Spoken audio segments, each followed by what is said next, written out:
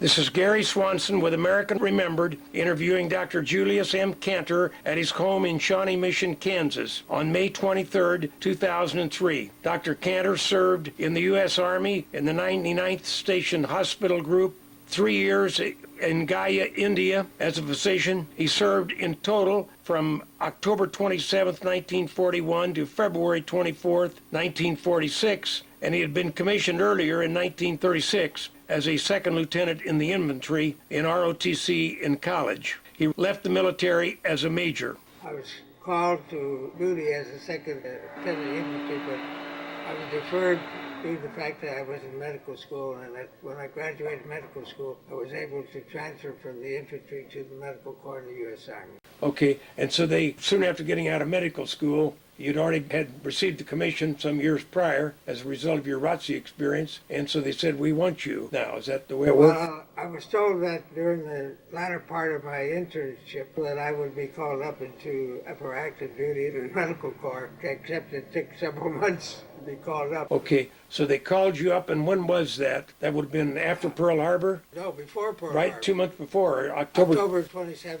1941. From there, I went to Jefferson Barracks, where I was inducted, sent to Fort Leonard Wood, where I worked in a dispensary. About the first of the year, I was sent to Camp Crowder, which was a new post dispensary there. I was the first medical officer out of Camp Crowder to be shipped out of the country. Is that right? Did you go by yourself then, or did you join other men somewhere else? I joined the 99 Station Hospital, which was a new hospital being formed. We were met at El Paso, Texas, and immediately after being organized, we went overseas. So where did you go, and how did you get there, overseas? Well, we went from El Paso, Texas. We went to Charleston, South Carolina, got on a troop boat. I think there were about 5,000 men on it, and soldiers and officers on the boat. We were in a convoy. I think it took 58 days to get to India. We went across the South Atlantic in the convoy. The U.S. Texas was in the middle of the convoy. Our ship was the Mariposa, which was a ship that was used out of San Francisco to the Hawaiian Islands. We docked at Freetown, North Africa for a week in the harbor. At that time, the Germans were in Dakar, which is not too far away. At that time, we were losing the war. North African invasion was going on, and we went around the Cape of Good Hope, got off the ship for the first time at Cape Town. We had 2 days in Cape Town to look around. From then on, we landed in Karachi, India. When we got to Karachi, India, we were shipped out to the desert and with nothing to do. I think our hospital was being built in Gaya, so they weren't quite ready for us. I was sent to temporary duty at the docks in Karachi. I was fortunate enough, my commanding officer called 2 of us into the headquarters and said, flip a coin. And I won the coin. He said, well, you're going to the School of Tropical Medicine in Calcutta. So I went there about 5 of us went to the School of Tropical Medicine in Calcutta. We had a 2-week course in tropical medicine, and one of the foremost British researchers in the country in tropical medicine at that time.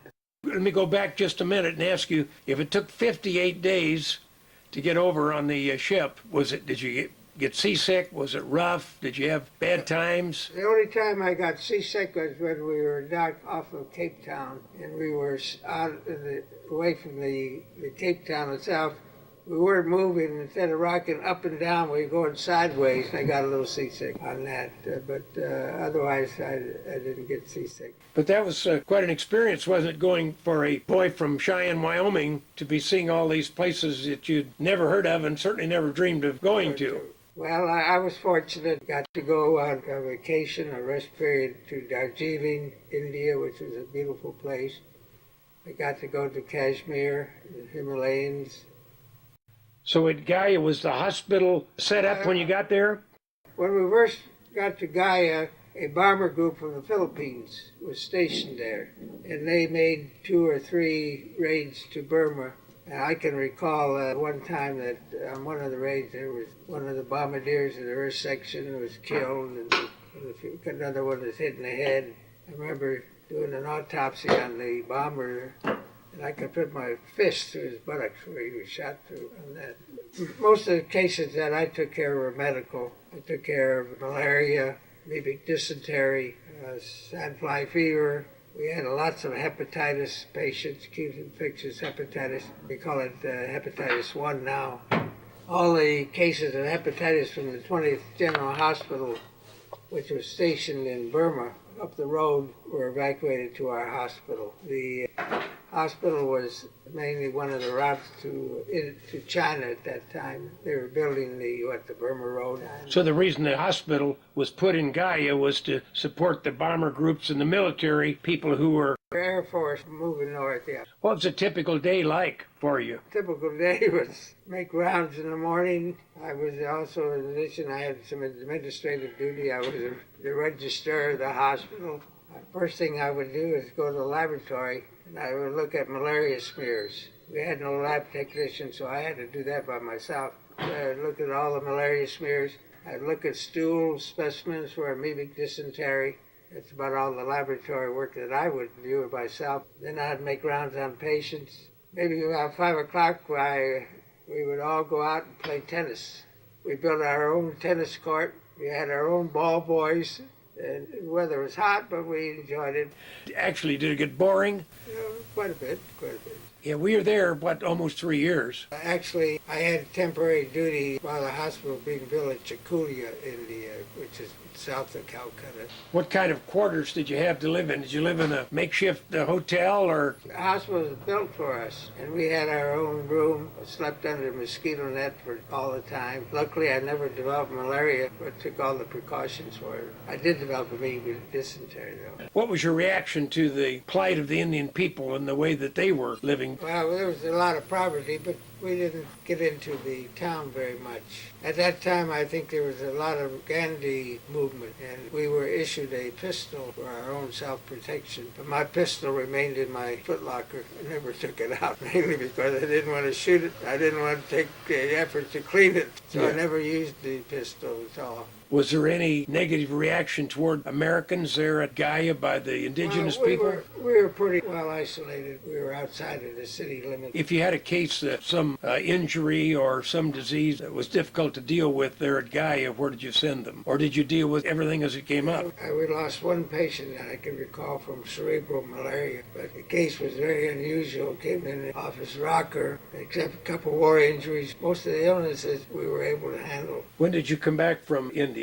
I came back from India about November of '45. At that time, I was sent to Hot Springs, Arkansas for rest and reassignment. I was then reassigned back to Jefferson Barracks. I had enough points, and it was just a question of time when I got out. I had a considerable amount of terminal leave. I had the opportunity to go out as a major. I turned it down because of the fact I would lose all my terminal leave pay, which was a considerable amount at that time. So when you got to Gaia, what was it as a captain at that time in the military? I think my pay as a first lieutenant was $166 a month plus $21 ration. I don't know what I got as a captain. I was a captain for a couple of years too. Anyway, I accumulated a few $1,000s to have the opportunity to spend most of my money overseas. So I had some money, but at that time, money meant a lot to everybody. A short footnote is needed here to establish the importance of Gaia captured in many of Julius's photographs. 7 miles from the city of Gaia is Bodh Gaya, the birthplace of Buddhism. It was here in the 6th century BCE, or about 2,500 years ago, after 6 fruitless years of seeking the ultimate meaning of life, that Prince Siddhartha sat cross-legged under the pipal tree and entered into a deep meditation.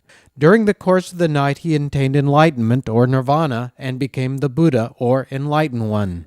The Buddha's followers soon recognized the tree as sacred, and it quickly became the most important Buddhist pilgrimage destination.